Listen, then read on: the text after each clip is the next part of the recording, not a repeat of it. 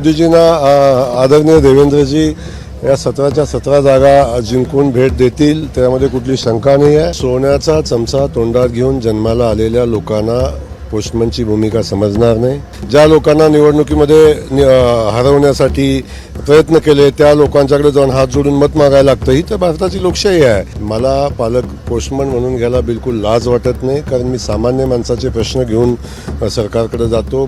सोलापूर विधान परिषदेची रणधुमाळी सुरू आहे आणि याच्यामध्येच पंतप्रधान नरेंद्र मोदी यांच्या कार्यकाळाला 12 वर्ष पूर्ण होत आहेत। त्यामुळे सोलापूरचे ग्रामदेवत श्री सिद्धेश्वर महाराजांच्या मंदिरामध्ये पालकमंत्री जयकुमार गोरे यांनी महाआरती केलेली आहे। पंतप्रधान नरेंद्र मोदींच्या कार्यकाळाला 12 वर्ष पूर्ण होत आहेत। तुम्ही सुवर्ण काळ या सगळ्याला म्हणताय, कशा पद्धतीचा हा संपूर्ण कार्यकाळ होता? आज महाआरती देखील केली।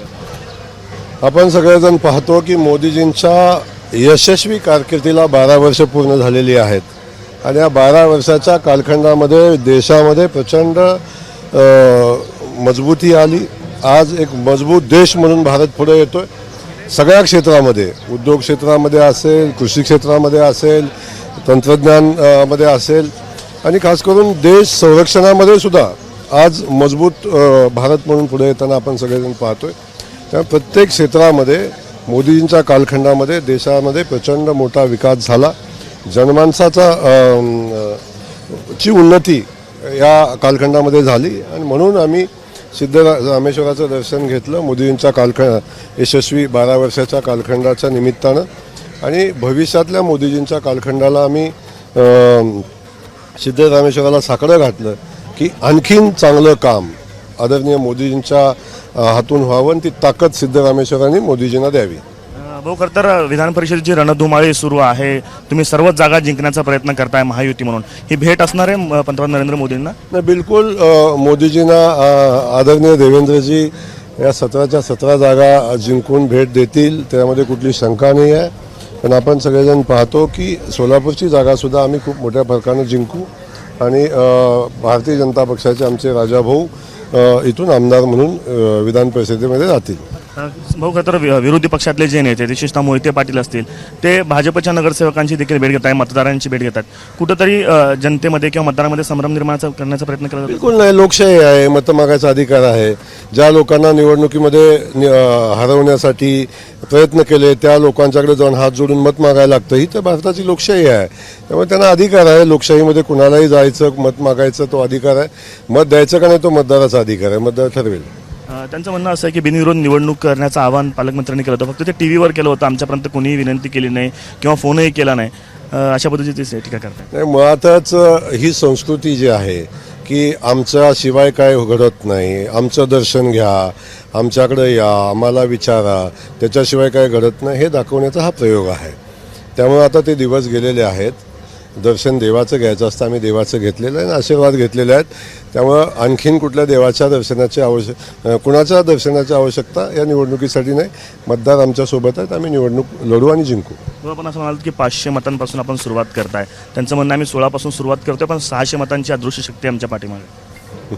त्यांच्याकडे 1200 मतं आहेत, 600 ते खूप कमी बोलले, 1200 मतं आहेत त्यांच्याकडे। त्यामुळे ती खूप मोठी अदृश्य शक्ती त्यांच्याकडे काम करते, पण ती करेल कधी? 18 तारखेनंतर, निकालानंतर।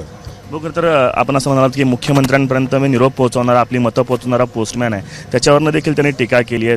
पालकमंत्र्यांनी पालकमत्व या शब्दाचा अर्थ डिक्शनरीमध्ये शोधावा, ते पोस्टमन आहेत की पालकमंत्री आहेत हे त्यांनी ठरवावं असं। सोन्याचा चमचा तोंडात घेऊन जन्माला आलेल्या लोकांना पोस्टमनची भूमिका समजणार नाही, पालकमंत्र्याची भूमिका समजणार नाही। मला पोस्टमन म्हणून घ्यायला बिलकुल लाज वाटत नाही, कारण मी सामान्य माणसाचे प्रश्न घेऊन सरकारकडे जातो, मुख्यमंत्री महोदयांच्याकडे जातो आणि तिथे जाऊन त्या प्रश्न सोडवून परत येतो। ही भूमिका पोस्टमनची असली तर वाईट वाटायचं कारण काय आहे? आणि माझी भूमिका काय आहे हे ठरवणं ते कोण आहेत?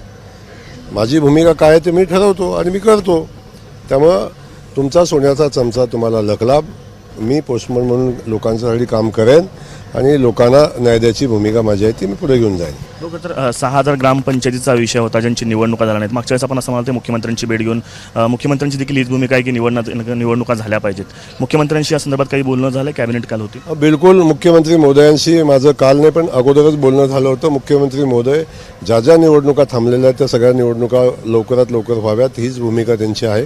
आता ग्रामपंचायतीच्या निवडणुकासुद्धा कारण प्रशासकाच्या ज्या अडचणी येत आहेत, ग्रामपंचायतीचं कामकाज चालवताना ते अडचणी येत आहेत, याला एकमेव मार्ग आहे की तातडीने निवडणुका घेणं आणि त्यातून मार्ग काढणं.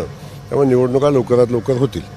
जिल्ह्याच्या दृष्टीनं शेवटचा प्रश्न का तर 2 दिवसापूर्वी पंढरपूरमध्ये मोठा पाऊस झाला, वादळी वारे आले आणि ते केळीच्या बागांचं मोठं नुकसान झालं आहे. आधी जागतिक युद्धामुळं केळीच्या बागाचं नुकसान होतं आणि आता पुन्हा नैसर्गिक संकट आहे. त्या दृष्टीनं सरकार काही मदत करण्याच्या प्रयत्नात आहे? बिलकुल. कालच मंत्रिमंडळामध्ये याच्यामध्ये चर्चा झाली. माननीय मुख्यमंत्री महोदयांनी ठामपणे सांगितलं की सरकार शेतकऱ्याच्या पाठीशी आहे. मग केळीचं नुकसान झालं असेल, अन्य पिकाचं नुकसान झालं असेल, त्या सगळ्या पिकांना मदत देण्याची भूमिका मुख्यमंत्री महोदयांची आहे आणि त्यांनी पंचनामे करण्याचे आदेश या राज्यातल्या सगळ्या कलेक्टर महोदयांना दिलेले आहेत.